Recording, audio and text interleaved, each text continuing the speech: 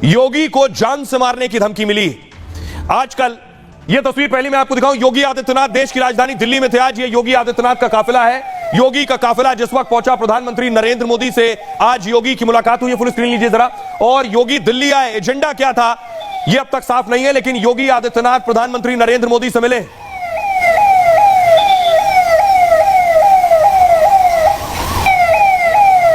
योगी को धमकी दी गई, उस बीच योगी दिल्ली में थे और मुलाकात कर रहे थे। दूसरी तस्वीर में आपको दिखाऊं, धमकी में कहा गया है कि योगी का हाल बाबा सिद्दीकी वाला करेंगे।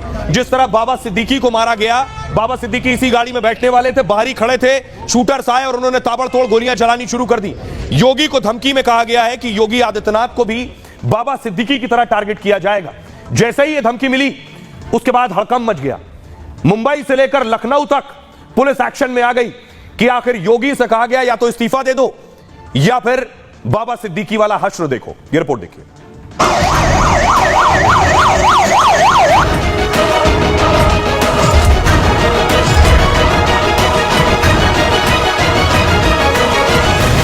बाबा सिद्दीकी की हत्या के बाद लॉरेंस ग्रुप ने सलमान और पप्पू यादव को धमकी दी।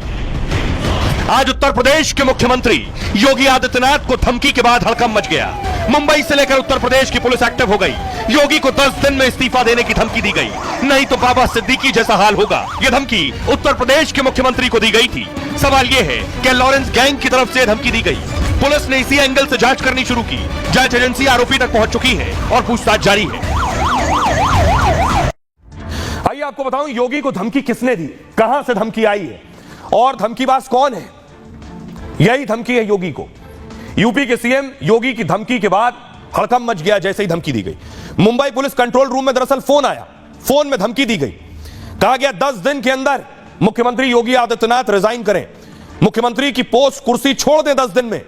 अगर योगी ने इस्तीफा नहीं दिया तो हत्या की धमकी है, हम उन्हें बाबा सिद्दीकी की तरह मार डालेंगे। बाबा सिद्दीकी की हत्या में लॉरेंस ग्रुप का हाथ था। योगी को धमकी के बाद जांच एजेंसियां फौरन एक्शन में आ गई, अलर्ट पर। Maharashtra ATS, Thane police, Worli police जांच में जुट गई।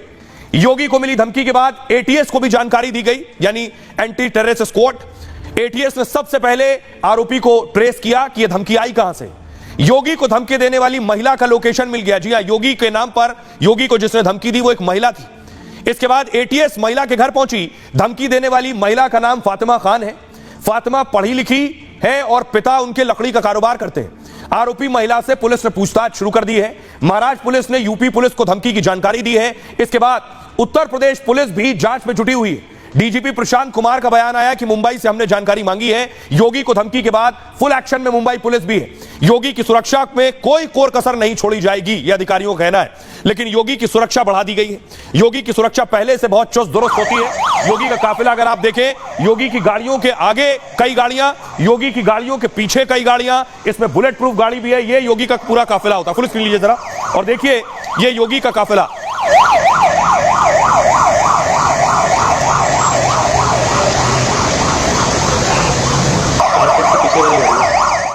योगी का पूरा सुरक्षा दस्ता मैं आपको बताऊं कि इतना आसान नहीं है कोई योगी को धमकी दे रहा हो, लेकिन योगी के आसपास बड़ी सुरक्षा रहती है। खतरों के बीच सीएम योगी की सुरक्षा भी बढ़ाई गई। योगी को Z+ और एनएसजी कमांडो का कवर मिला हुआ है। यूपी के जाबाज जवानों का भी दस्ता सुरक्षा घेरे में होता है और 6 VIP सिक्योरिटी बटालियन सुरक्षा घेरे में होती है। नई बटालियन के साथ ये 7 हो गई हैं। रक्षा मंत्री राजनाथ सिंह जैसी सुरक्षा योगी आदित्यनाथ को मिलती है। सिक्योरिटी एनएसजी के ब्लैक कैट कमांडो करते हैं। यूपी पुलिस ने योगी की सुरक्षा और ज्यादा पुख्ता कर दी है। इसके लिए आधुनिक हथियारों को भी खरीदा गया है योगी की सिक्योरिटी के लिए। योगी की सुरक्षा कवच को भेदना बहुत मुश्किल है। वीआईपी सुरक्षा से एनएसजी को हटाने का फैसला किया गया, जो एनएसजी कमांडोज मिले। इस संबंध में गृह मंत्रालय ने आदेश जारी किया है। एनएसजी की जगह स्पेशल ट्रेनिंग वाले जवान तैनात किए जाएंगे। अब सीआरपीएफ के जवान एनएसजी कमांडोज की जगह लेंगे। सुरक्षा पर हर महीने 1,39,00,000 रुपए के आसपास खर्च आता है हर महीने। हालांकि इसमें एनएसजी होने वाला खर्चा शामिल नहीं है जो एनएसजी पर होता है। भारत में Z+ सुरक्षा सर्वोच्च श्रेणी की सुरक्षा मानी जाती है और Z+ सुरक्षा में 10 से ज्यादा एनएसजी कमांडो तैनात होते हैं। पुलिसकर्मी समेत 55 ट्रेंड जवान तैनात किए जाते हैं। सभी कमांडोज हर वक्त चारों तरफ पैनी नजर रखते हैं। हर एक कमांडो मार्शल आर्ट का स्पेशलिस्ट भी होता है। सुरक्षा टीम के पास बहुत आधुनिक हथियार मौजूद होते हैं। इसलिए धमकी भले ही कोई दे, लेकिन इतना आसान नहीं। योगी को धमकी के बाद सुनिए जरा सियासतदान क्या कह रहे हैं।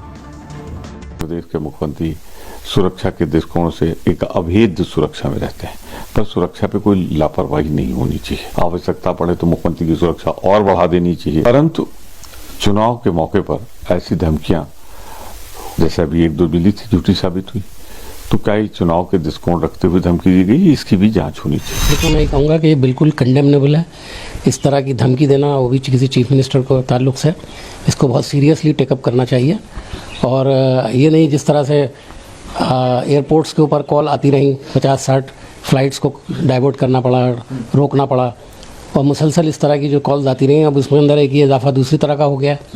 तो मेरी समझ में नहीं आता कि सरकार कर क्या रही है। किसी भी को भी अगर धमकी आए तो मुझे लगता है पुलिस को उसको जो है संजीदा तरीके से लेना चाहिए और उसकी जांच करनी चाहिए, और हम उनकी लंबी आयु की और उनके अच्छे स्वास्थ्य की जो है कामना करते हैं। तो न सिर्फ योगी की सुरक्षा चाक चौबंद है, बल्कि आजकल धमकियों का सीजन चल रहा है। कभी कोई सलमान को धमकी दे रहा है, कोई पप्पू यादव को धमकी दे रहा है, कोई किसी और को धमकी दे रहा है, योगी को धमकी दे रहा है। पीएम मोदी की सुरक्षा मैं आपको दिखाने जा रहा हूं। प्रधानमंत्री नरेंद्र मोदी की भी सुरक्षा चाक चौबंद होती है। कड़ी सुरक्षा घेरे में पीएम मोदी होते हैं। देखिए जरा,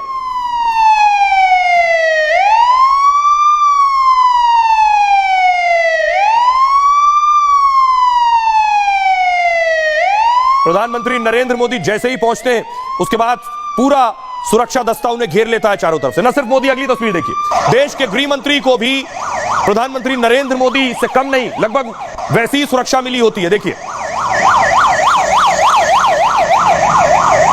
गृह मंत्री अमित शाह का सुरक्षा दस्ता है ये। सुरक्षा दस्ते में बाकायदा जैमर की गाड़ियां भी होती हैं। आइए मैं आपको बताऊं, इस वक्त सबसे ज्यादा मुश्किल है सुरक्षा एजेंसियों के लिए, जो सुरक्षा मुहैया कराती हैं, चाहे वो प्रधानमंत्री मोदी को हो या फिर योगी आदित्यनाथ को हो। प्रधानमंत्री नरेंद्र मोदी का सुरक्षा घेरा मैं आपको बताऊं, पीएम मोदी का कई घेरे होते हैं, लगभग 4 से 5 घेरे। पहला घेरा जिसमें ये एसपीजी के कमांडोज होते हैं, 100 कमांडो, स्पेशल प्रोटेक्शन ग्रुप है एसपीजी, जो खास प्रधानमंत्री की सुरक्षा के लिए ही बनाई गई है। एसपीजी के पास मेड इन बेल्जियम हैंडगन होती है इनके हाथों में, जो आप देख रहे हैं, बेल्जियम की FN 2000 असॉल्ट राइफल से भी लैस होते हैं ये, FN P90 सब मशीन गन से भी लैस होते हैं, सब अत्याधुनिक मशीन गन। ये देखिए सुरक्षा घेरा बदल गया। दूसरा सुरक्षा घेरा होता है स्पेशल कमांडोज का, गरुड़ के लगभग 100 कमांडो होते हैं सुरक्षा घेरे में। एक और सुरक्षा घेरा बदल गया। तीसरा घेरा पैरामिलिट्री कमांडो, 300 पैरामिलिट्री कमांडो होते हैं। चौथा घेरा स्थानीय पुलिस के हजारों जवानों का होता है, जो भीड़ को नियंत्रित करते हैं, शक होते ही फौरन एक्शन लेते हैं। पांचवा घेरा देखिए, NSG के लगभग 100 स्नाइपर्स होते हैं, बंदूक के साथ, बंदूकधारी, जहां शक हो संदिग्ध पर फौरन टारगेट सेट कर सके। कॉर्नर शॉट गन से लैस होते हैं ये, स्नाइपर गन से भी लैस होते हैं ये। प्रधानमंत्री खुद बुलेट प्रूफ कार में सवार होते हैं। प्रधानमंत्री के काफिले में 2 आर्म्ड गाड़ियां चलती हैं। 9 हाईटेक गाड़ियों के अलावा एम्बुलेंस और जैमर होते हैं प्रधानमंत्री की गाड़ी के काफिले में। पीएम के काफिले में एक डमी कार चल रही होती है, हूबहू प्रधानमंत्री की गाड़ी जैसी वो गाड़ी होगी। अगर किसी ने प्रधानमंत्री की गाड़ी पर निशाना लगाया है तो वो पहले तो कंफ्यूज हो जाएगा कि असली वाली गाड़ी कौन सी है। काफिले में करीब 100 जवान शामिल होते हैं। जिस राज्य में जाते हैं वहां की लोकल पुलिस एक्टिव रहती है फौरन, साथ ही इंटेलिजेंस यूनिट भी काम करती रहती है। देश में सिर्फ पीएम को ही एसपीजी की सुरक्षा मिली है। एसपीजी के जवानों के पास एक सूटकेस भी होता है। कई बार आपने देखा होगा एक सूटकेस, ये सूटकेस असल में न्यूक्लियर बटन है और जिसे प्रधानमंत्री ने चंद फुट की दूरी पर रखा जाता है पीएम से। ये एक पोर्टेबल बुलेट प्रूफ शील्ड होती है दरअसल, जिसे हमले के दौरान खोला जा सके प्रधानमंत्री के आगे और उन्हें बचाया जा सके। अब गृह मंत्री की सुरक्षा देखिए जरा। गृह मंत्री अमित शाह देश के तीसरे सबसे सुरक्षित व्यक्ति हैं। पीएम और राष्ट्रपति के बाद सबसे मजबूत सुरक्षा घेरा गृह मंत्री का। शाह के पास Z+ सुरक्षा है। पीएम की सुरक्षा में पोर्टेबल बुलेट प्रूफ शील्ड होती है, पीएम के पास वैसे ही बुलेट प्रूफ शील्ड गृह मंत्री के लिए भी।